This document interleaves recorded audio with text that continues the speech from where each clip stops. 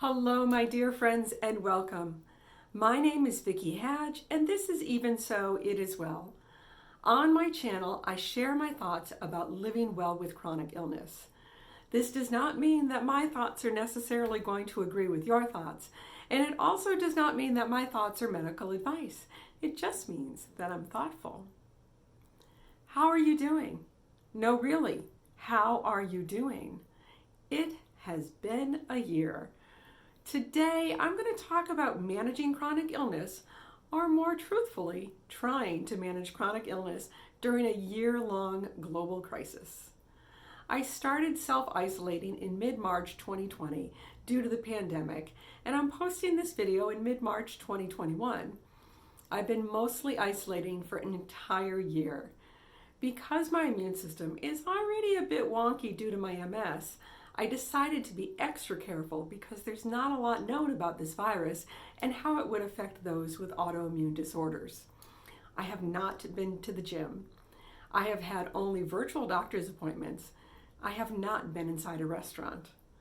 I'm lucky to work from home and have for 16 years, so that wasn't a big adjustment. But my dear hubby started to work from home, and that was a big adjustment. But we quickly got into routine and stopped getting in each other's way. Although, even though I love my dear hubby, there have been several occasions over this long year where I have said to him, "Honey, I love you, but it's time for me to start seeing other people." Yeah, there may have been some cabin fever. This year has been hard. I miss people. I miss my tribe. I miss my family. I've eaten too much. I've moved too little, and I've drunk more wine than I did the previous year. I've also strayed from my whole food diet and included more processed plant-based foods and ordered takeout on more than a few occasions to support my local restaurants. Yeah, to support my local restaurants. And I'm pretty sure some of those foods may not have been as healthy as they could be. It has been stressful. Not all the time, but there's been at least this low level of stress just under the surface. And when I say stress, I mean cortisol, that lovely stress hormone that tends to ruin my sleep and wreak havoc on my central nervous system. So what has all the extra food, wine, and stress done? What has the lack of movement done? What has the not seeing my families and friends done? You guessed it, caused my MS symptoms to flare.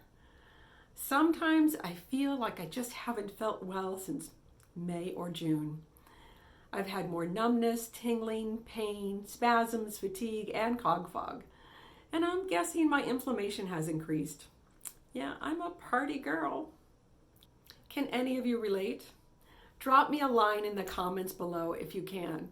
And also, do me a solid by hitting the subscribe button. This will help me and help others to find this channel. Now, none of these symptoms are new. They're just flares of old symptoms, and they're not always impactful on my day-to-day life. But honestly, it's mentally and physically draining. But here we are at the 1-year mark, and I love anniversaries. So to celebrate this anniversary, I'm looking back at where I've been and looking forward toward better days. Here are 5 ways I'm recommitting to taking care of myself to better manage my MS symptoms and get back to feeling better. Number 5, sleep. I'm making it a priority. Consistent bedtimes, less wine before bed, more attention to good sleep habits like no screens in the bedroom, keeping my room dark and cool, and practicing meditative breathing. Number 4, diet. I took a 6-week plant-based nutrition course so I could share more with you about good nutrition, but also to help me get back on track. Nothing like a dose of reality and solid science to motivate me. Number 3, exercise. I'm moving more and more consistently.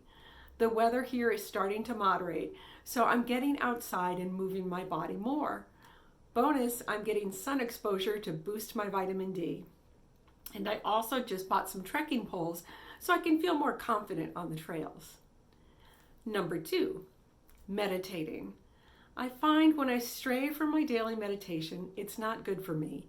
Being mindful and present is so helpful to me with managing my stress.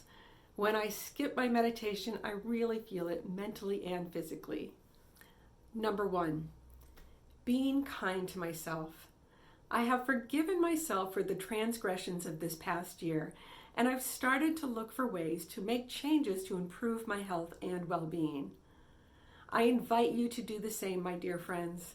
This has been an incredibly difficult year, and we've all experienced challenges and changes and stress that no one could have anticipated. Be gentle and kind with yourselves. Beating ourselves up for not giving 100% this year isn't helpful. Instead, we should congratulate ourselves for surviving this pandemic. You are all rock stars.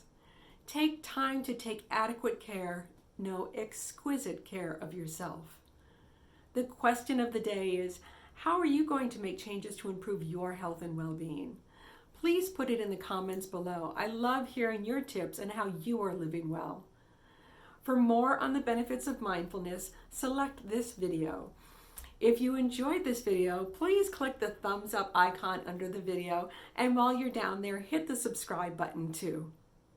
Until next time, be well.